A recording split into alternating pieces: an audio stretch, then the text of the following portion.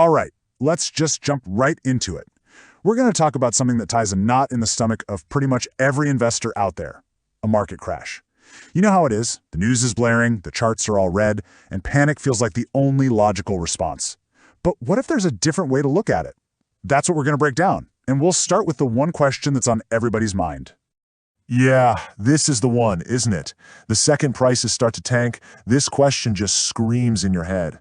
And look, it's a completely normal fear. It's the one that drives our worst, most impulsive decisions. But maybe it's not the most helpful question to be asking ourselves. So this is where we need a bit of a mental shift. A market crash? It isn't a dead end. It's just a really volatile but honestly predictable part of the long-term investing journey. Think of it as a really bumpy, scary part of the road. And if you understand it, you can get through it. To handle something, you first got to understand what you're dealing with. So what exactly is a market crash? Okay, so at its core, it's a really sharp, really fast drop. And it's usually fueled by two incredibly powerful forces: widespread panic and genuine uncertainty about the economy. And when those two get together, man, it creates this vicious cycle where panicked selling just leads to more panic selling. And here's something that is so important to remember. This is nothing new. From the dot-com bust to the 2008 financial crisis, if you look back, market history is literally just a story of these cycles, one after the other. Crashes happen, and then recoveries happen. They are a feature of the system, not a bug. And that changes everything, doesn't it? The question stops being, how do I avoid this? Because, well, you can't. That's like trying to make it never rain again. Impossible. The real question, the one that gives you all the power, is, okay, I know it's going to rain eventually, so how do I prepare for it? Now let's talk about the big one, the single biggest, most destructive mistake an investor can make when things go south.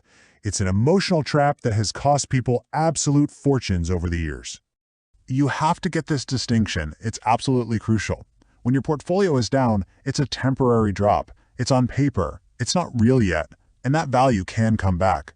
But the moment, the very second, you hit that sell button out of fear, you take that temporary drop and you make it a permanent, real-world loss. You've just locked it in. Just let that sink in for a second. The market going up and down, that's just what it does. It's your reaction to it, the act of selling in a panic, that actually solidifies the damage and turns a dip into a disaster.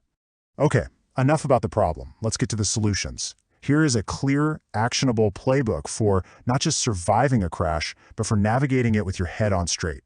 And this whole playbook, it's less about being a stock market wizard and more about managing your own psychology. First, stay calm. Your first impulse is almost always the wrong one. Second, remember your plan. Why did you invest in the first place? Those goals probably haven't changed. Third, and this one's a biggie, see it as a discount. Fourth, if you're able to, continue investing. Fifth, focus on quality. Don't just buy anything because it's cheap. Sixth, avoid timing the bottom. It's a fool's errand. And finally, number 7, manage your emotions. It's okay to feel scared. Just don't let that fear drive the car. But hold on, I want to pause on one of these ideas for a second, because it is so powerful. Honestly, it's the one thing that separates the pros from the amateurs during a downturn. This is it. This is the whole thing. While most people see falling prices and think, danger, disciplined investors see the exact same thing and think, sale. I mean, think about it. When your favorite store has a 50% off sale, do you run away screaming? No, you run towards it. This is the exact same idea, just with stocks. It's a total mental flip. Of course, a sale is only a good deal if the stuff you're buying isn't junk, right? And that's where focusing on quality comes in. So what are we looking for? You want companies with solid finances so they can weather the storm.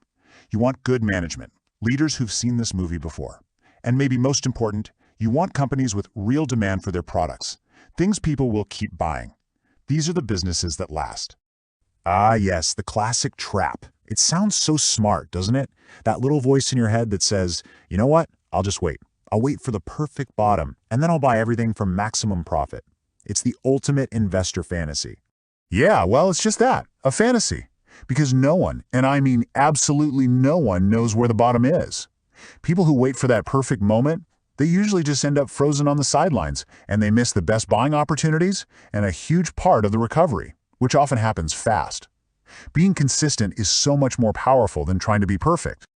So let's zoom back out and pull all this together. It's not really about one single action you take.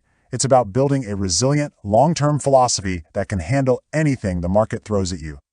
And let's be crystal clear, this is not easy. It feels awful to see your portfolio value drop.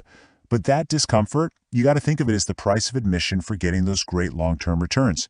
It is a test, and how you behave when you're under that pressure is what really defines your success. So if we had to boil this entire playbook down to the absolute essentials, what would they be? It's pretty simple, actually. Don't panic, and its very close cousin, don't sell out of fear. Instead, you stick to your plan. If you're in a position to, you keep investing. And finally, you always focus on strong companies. These are the core behaviors that protect you from your own worst instincts. And here's maybe the most important final thought. Seeing red in your portfolio is not a sign that you failed. It's not a report card. It's just a sign that you're in an inevitable market season. And just like winter always turns into spring, history shows us this phase too will pass. Ultimately, that's what this all comes down to. You can't control the market. You can't stop a crash from happening. The only thing in this whole equation you can control is your response. A crash is an inevitable test of your resolve. So the only question left is, how will you respond?